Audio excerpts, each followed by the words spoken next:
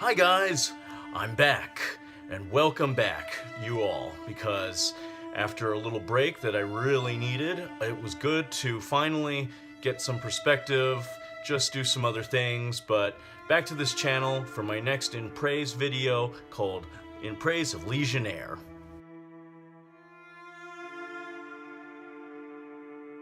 So we're going to talk about this film. Legionnaire. This has turned out to be one of my all-time favorite movies. And I say that knowing that not everybody has seen it and that it doesn't have a very high rating on IMDb, but I think that's because the movie is mostly misunderstood. So why am I doing an In Praise video? Well, the reviews for this movie when it first came out were actually glowing. They were really good reviews.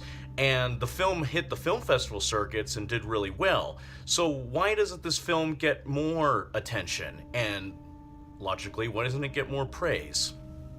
So until I answer that question, let's get to the story. Legionnaire is about the French Foreign Legion. So what is the French Foreign Legion? It's a branch of the French army founded in 1831 that in its glory days was at the height of the imperialist movement. So writer Sheldon Lettich was interested in two specific stories, true stories that happened that could be the subject for Legionnaire the film. What Sheldon Lettich was essentially interested in was the story of a man trying to escape the chaos of Europe and fleeing to Morocco or French Indochina. These were both colonies during French's imperialist era. So he had two true stories. One of them was involving a Nazi who fled Europe and got into the French Foreign Legion, into French Indochina, and I kid you not, a Jewish man followed him into French Indochina to essentially kill him. So a revenge story. However, Sheldon Lettich decided that he didn't want that story. He didn't want a revenge thriller, so he wanted to opt for a story involving a boxer who fled to Morocco to get away from the mob, which is what Legionnaire is about. So without getting too deep into spoiler territory, we're talking about a boxer named Alan Lefebvre who wants to escape to America with his one-time fiancée, but in order to do so, he has to trick the mob into thinking that he's going to go down onto the canvas for money. This money can then fund their trip to America. So this goes wrong and he has to go and sign up for the French Foreign Legion. At that time, the French Foreign Legion allowed people of pretty much any nondescript background. You didn't have to explain where you came from, you didn't have to use your actual name, and you could sign up into the French Foreign Legion. It was the perfect breeding ground for criminals, fugitives, people who were exiled from countries to sign up and start a new life. And that's a really good place to start a story, don't you think? So producer Edward R. Pressman, the producer of The Crow and Wall Street, decided this was a really good story. So he put in the money to make an independent film of Legionnaire and finance it himself and put the film out theatrically, like any movie he had done before. So the decision to cast Jean-Claude Van Damme, this is where he comes in, was an interesting one.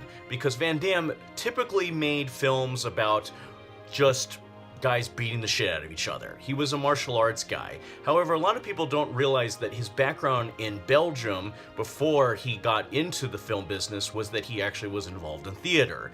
Martial arts was his hobby. It was his side thing. He became famous from Bloodsport doing martial arts. He would have gotten famous from Predator, but that didn't happen. That's another story. Look that up.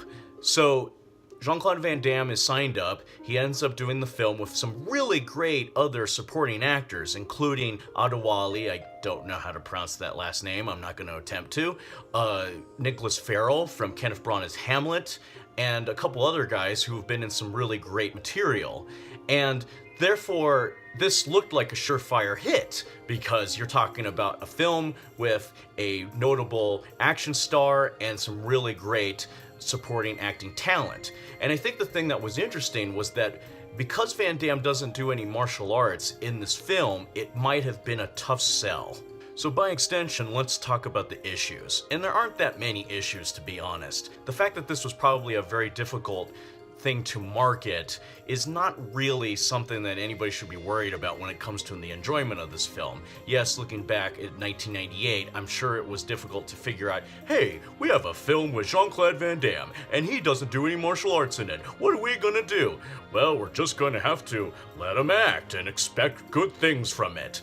And yeah, there's actually good things from it. There's some really great acting moments from Van Damme that work really well for his character. I'm getting back into the praise part before I have a chance to talk about those issues. So, slight issues, other than the marketing, I think that because people were expecting a certain kind of movie, like Nowhere to Run is a good example of a Van Damme film, or a bad Van Damme film like Knockoff, where it looks like he's losing his mind from maybe some drug trips, and that's one of the other issues, is the fact that Van Damme at the time was just starting to get clean from a very controversial time in his life where he was a little caught up in a specific amount of drugs. So I think that this film was a chance for him to wipe the slate clean. Yeah, wipe the slate. No cocaine. Yeah. So going to why the film works, let's talk about the acting again, shall we? The actors in this are great. One of my really good friends that I've shown this film to said that he really enjoyed the supporting cast and the camaraderie between all the other characters. They felt like real people because they were actual real people. These guys do a really good job of making you believe what they are going through. The film's only about 99 minutes, but it feels much longer because everybody's got a little story to tell. One guy, Guido, talks about his fiancée, and another guy here, Luther, talks about why he wanted to move back to Africa. He wanted to get away from the horrible stuff going on in the United States of America. And Mac wants to start fresh, repay his father, and restart his life in the military. So, going back to the beginning of the film with the mobsters, it's really important to understand that Van Damme's character is not in a comfortable place in his life. He may be a successful boxer here in Marseille, but because the mob is trying to get him to do what they want him to do, it's much better for him to escape. And essentially that is what his character's always trying to do. He's trying to escape. He's trying to escape his past, he's trying to escape the mob, he's trying to escape literally into Morocco, and he's hoping to escape the Legion eventually. So what we're talking about here is a film about people trying to escape their pasts and starting over, which is a wonderful theme. It's a great place for an actor to really delve into some juicy material. There's some really great moments with Van Damme acting with the other actors, especially when he's acting against Steven Berkoff, who was famous for playing the villains in Octopussy and Beverly Hills Cop. He does a really great job really understanding the material and the stakes involved for Alan Lefebvre and the other characters involved. You always tell us the Legion is a family! Don't tell me about the Legion. Now, leave him. No. I left a friend to die once before. I'll keep going back to the performances because that's one of the things that is definitely worth praising in this film. And we have to thank director Peter MacDonald, who was mostly well known as a second unit director. He still is a second unit director. Back then, his most famous film he directed was really Rambo 3. Then he's mostly gone on to second unit direct Batman and Harry Potter films. That's mostly his forte. So for him to direct this movie, Legionnaire, is quite a feat because it's a wonderful example of excellent battle sequences and great character development, character interaction. It's got some wonderful design to it, and we got to talk about that cinematography from Douglas Milsom. Douglas Milsom was mostly a cinematographer who started working on James Bond. He worked on some additional photography for A View to a Kill in 1985, and he went on to photograph a number of other Van Damme films, including Until Death, which is a really well shot Van Damme film post Legionnaire. But Legionnaire is some of his greatest work. It's fantastic. Looking at the way he uses light and the way he uses color and the way he's using shadows and the way the compositions work for what they're trying to do in terms of isolation and claustrophobia, and the fact that the action sequences have this weird dichotomy of looking cool and terrifying at the same time. That's really great cinematography. I can't praise this film enough for its remarkable photography. It's fantastic. Fucking fantastic. I mean, look at this. Look at these shots. This is only some of them. And it just boggles my mind that people don't talk about this enough. I'm not even just talking about film school people. I'm talking about just audiences praising this film for just how wonderful it looks. The Marseille stuff looks good. The stuff where they're by themselves in the fort looks good. The stuff when they're in the streets looks good. I'm going back and forth here. It's just a hodgepodge of wonderful visuals. I love the fact that Peter MacDonald and cinematographer Douglas Milsom was like, hey, let's film it like this. Let's make this beautiful. Let's make this beautiful. Holy shit, that's beautiful. Let's do it like this. Oh my god, that's gorgeous. How about this? Fucking fantastic. Look at this. Oh my god, why didn't we get an Oscar for best cinematography?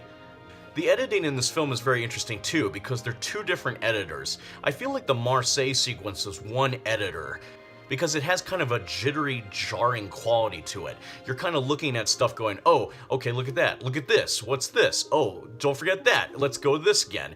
And then when you're in Morocco, everything's calm and slow. You go from the hustle and bustle of Europe, and then you go to the calm, simpler times of Africa. And I like that a lot about the film. It kind of makes the movie maybe a little bipolar, but it wouldn't be the first bipolar film in terms of two different styles belonging to two different locations in the story. I think the other thing about the editing that I really like is that it's exciting, but it's also not copying what was another big war movie at the time, which was Saving Private Ryan. Saving Private Ryan, coming out also in 1998, had a very specific, almost documentary style of editing. But Legionnaire is something maybe more along the lines of Lawrence of Arabia. It kind of goes to a more old school, old-fashioned style of editing. Not so much the Marseille sequence. The Marseille sequence, I would say, is very, very modern in terms of an exciting world where things are a little bit confusing and you get the kind of chaos of partying and the chaos of the 20th century life coming to fruition for people. But I would say that the editing style of Legionnaire really works to its advantage because it's trying to use location and scenarios as a grounds for its pacing. The other thing that's really functional that works really well for Legionnaire, and it's something that's not entirely obvious until you watch the movie enough times, or when somebody points it out, then you'll notice it, is the fact that the Mac character is really important. And I'm going to get a little bit more into the story, but I really want you to watch this film because I think you'll really enjoy it if you have not already. If you're watching this movie and you're watched this video and you like what I say, cool, good stuff. So the Mac character is essentially a foil to what is going on. You could have made the story about Mac because he's writing in a diary and he's keeping track of what's going on. And then after everything is said and done, Van Damme's character Alain buries the diary into the ground, which kind of explains how people could find out about what happened here at this fort. All these events, people could find out about it later. But Sheldon Lettich didn't want to focus on him. Sheldon Lettich focused on Alain, because Alain has this scenario where he wants to escape Europe and he wants to get back with the girl of his dreams, or the girl of dreams that were shattered. It depends on how you look at it. He's somebody that feels like he failed because he got scared and wanted to escape. And this other plan is get married, fall in love with this woman for the rest of his life and have kids and see where this goes. But he couldn't do it. We don't really know why, but that's not really important. What's really important, again, is the theme of escaping and people wanting to run away because they're not ready for a certain point in their lives, for that point of transition. People are not ready for that next chapter in their life. So here he is at the end of this film having to make a decision of, should I live or die? And he eventually gets to a point where he says, yes, I do want to live. Because if the mob is still trying to kill me and Katrina is still alive somewhere, it's really, in one way, he really has to save her. He has to be with her. And on the other hand, he needs to get away from these guys and start another chapter in his life. So at the end of the film, and this is another friend of mine really pointed this out, Stephen Moore, an actor that I admire and friend I admire, had pointed out that he really liked the ending because if Alain Lefebvre is alive, he's been spared by the Arab tribesmen, and he's the only person that is, on one hand, supposed to inform the French that the Arabs want them out of their land, then what are we talking about here in terms of what happens to Alain? Does he get back to America? The dissolve, the overlay that Peter McDonald and his editors have presented shows the idea that, yes, he's thinking about going back to America, but did this guy really survive? We won't really know. All you have is the diary. So after that, he could have, that's the optimistic way of looking at it, the happy ending is yes, he could have gotten back to America somehow and lived happily ever after with Katrina. Or the likely probability that he died in the Sahara Desert, that's also there too for the cynics. So on one hand, you got really great actors. Check. 2, you got really great cinematography, beautiful visuals, a beautiful movie to look at. Check. 3, you got a movie that is not boring, and it's also fairly short at 99 minutes. You could show it to your friends and, over a cup of coffee or a few beers, and boom, you got a movie. Yay, we watched a movie. It was a fun, exciting adventure. Yay, I learned something. Check. Probably in Van Damme's entire career, he hasn't really made too many other movies, hasn't had too many opportunities for a film like Legionnaire, because Legionnaire is really a drama. It's a war drama that highlights humanity. It's about people, and that's a very important thing. It's not just a film about action and people beating the shit out of each other. It's about people, and I really like that about this film. It also shows the great failures of imperialism. Imperialism has always been a failure, and I think people are still trying to figure that out even today in the 21st century. But here's a good thing about this movie. You can watch this film, understand that it's set in 1922, 1925, and it still can apply to today when you're thinking about countries trying to influence other nations or trying to invade other nations. You could go in and all about that. But we're talking about just a film that is about people trying to survive and people stuck in situations that are not necessarily helpful for humanity's overall understanding of each other. The villains of this film is also really interesting because who exactly are the villains? Well, in a war film, that's a hard question to answer because unless they're Nazis and unless they're the Thuggee in Indiana Jones and the Temple of Doom, it's really hard to marginalize an entire group of people because that's not funny. So, with Legionnaire, we're talking about mainly the mobsters are the villains because the mobsters are trying to particularly and specifically kill Alain Lefebvre, who's now become Alain Duchamp in order to escape from them. So you're talking about Jim Carter and his rather excellent performance as the main mobster guy. So this main mobster dude is pretty much embarrassed, and he talks about being embarrassed a lot, that he wants to get rid of this guy because he's killed his brother. Alain has killed his brother in self-defense. The cops were kind of in on it too, and here is this guy pretty much getting away scot-free. He pretty much... Yeah. Except for the fact that Alain's best friend and manager gets killed, he gets away pretty cleanly. And here he is, and the mobsters want to get rid of him. So they send the rival boxer and another goon to go and take him out. And yet, at the same time, the bigger threat in this film is really the Arabs. The Arabs are trying to take out the Legion. They are the invaders. They talk about this very specifically, that the Legionnaires shouldn't be there, but here they are in Morocco, in Algeria, and they really are starting to understand they're in a losing battle because the Arabs understand the ground a lot better than the French do, who are much more modernized. Yes, they've got the weapons, but the Arabs have the passion. The Arabs have the understanding that this is their land and they want it back. This is definitely much better than watching Double Team or Knockoff double feature. I think you'll enjoy this movie a lot more in terms of something legitimately cool of a story to talk about. Monsieur Galgani will honor the rest.